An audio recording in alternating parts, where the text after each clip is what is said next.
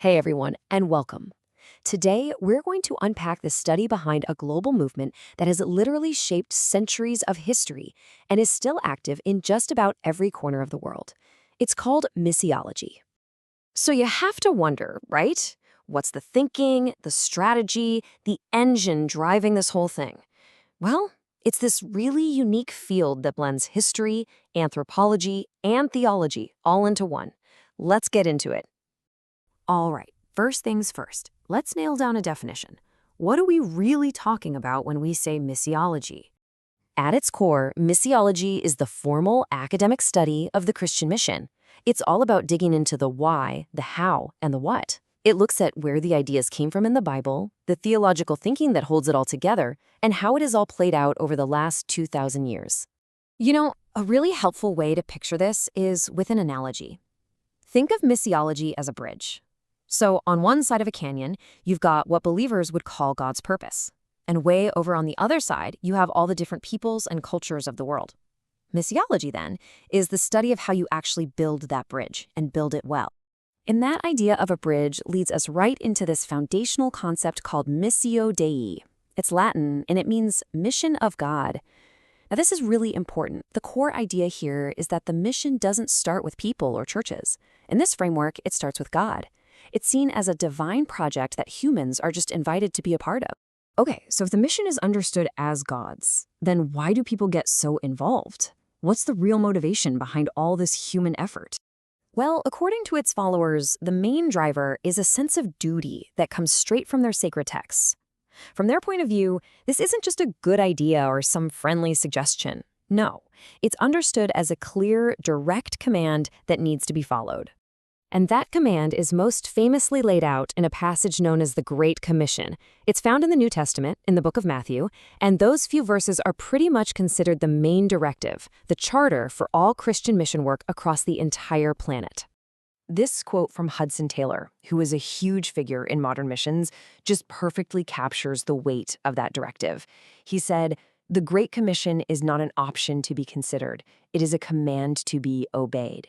You can really feel that profound sense of obligation that fuels this whole movement. So if that's the why, then what about the how? How do you take this ancient mandate and actually put it into practice in our incredibly complex and diverse world today? Well, as you can imagine, the strategy has changed a lot. It started with people literally traveling by foot and by sea in the early church. Then it ballooned into these huge global movements in the 18th to 20th centuries. And today, it's quickly morphing to fit our new digital world. Through all those changes, one central challenge has always been there.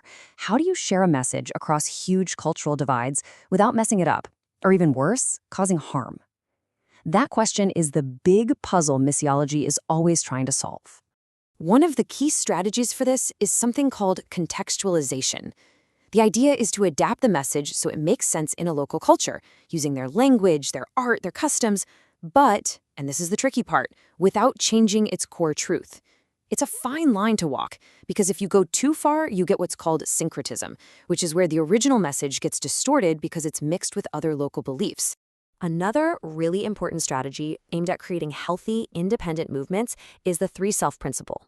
The goal here is to help establish local churches that are 1. Self-governing, so they have their own leaders.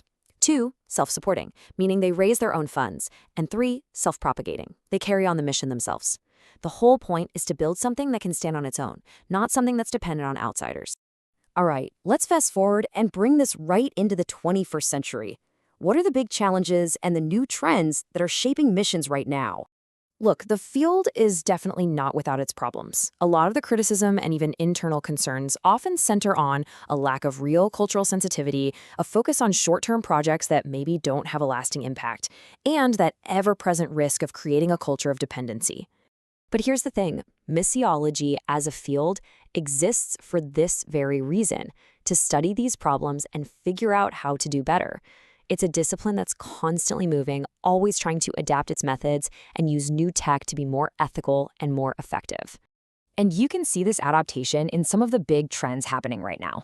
You've got digital missions using the internet to reach places that were impossible to get to before. There are businesses' mission models that combine entrepreneurship and mission. And maybe most importantly, there's a huge shift toward true partnership with local indigenous churches, getting away from that old top-down model. So while the methods, the strategies, and the technologies are always changing, the core vision of missiology really stays the same. It's about connecting that deep theology with on-the-ground practice, all so its followers can be part of what they believe is God's plan for the world.